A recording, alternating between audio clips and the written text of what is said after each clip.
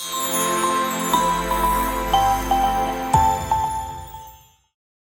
Dr. Manoj Mulchandani and I am a specialist colorectal surgeon.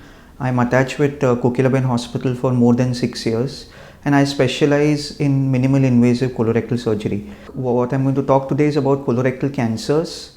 I'm going to talk about how the incidence has gone up, how one can pick these cancers up early and what is the best way of treating them.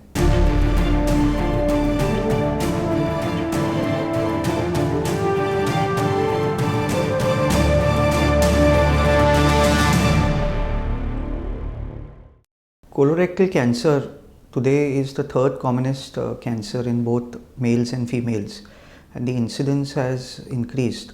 2 decades ago, it was the seventh commonest cancer, and the major reason for increased incidence of colorectal cancer is we getting more westernized with a diet. Red meat and fast foods are one of the risk factors for this cancer, and the second most commonest risk factor is environmental, which is alcohol, smoking and obesity. It is very important that we pick these cancers up early. Now, the majority of these cancers I would like to show you on a module of the colon and the rectum, where this is the first part of the colon, which is the cecum, and this is the last part where we pass motions. More than 50% of the cancers occur in this area, where actually patients would present with rectal bleeding. So whoever has rectal bleeding and generally above the age of 50, one should suspect that they may be having a cancer and at least investigate them. Also, other important symptom is change in bowel habit. People who suddenly feel that they are going more often is generally a worrying symptom. They may or may not pass stool, but that urge of going is one of the early symptoms of colorectal cancer. The second commonest area in the colon where cancer occurs is the first part of the large intestine, which is the cecum.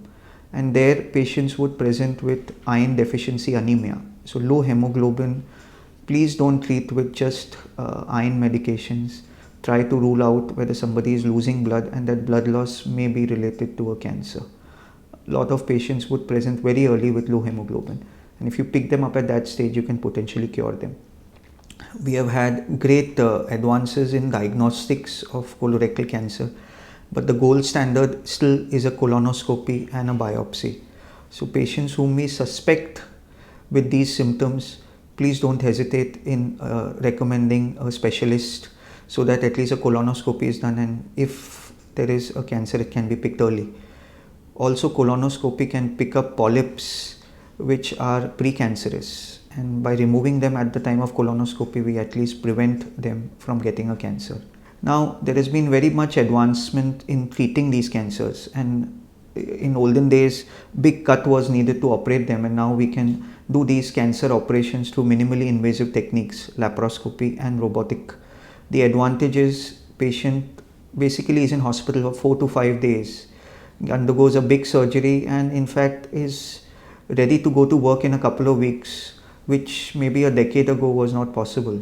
Also, there is big advancement in chemotherapy.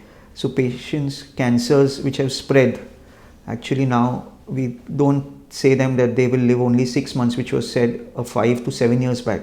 Now, a lot of new advancements in treatment, these cancers, people survive more than 5 years. So I think it's very, very important. Number one is to suspect people with colorectal cancer, to pick them up early. And once they are picked up early, then they can be completely cured.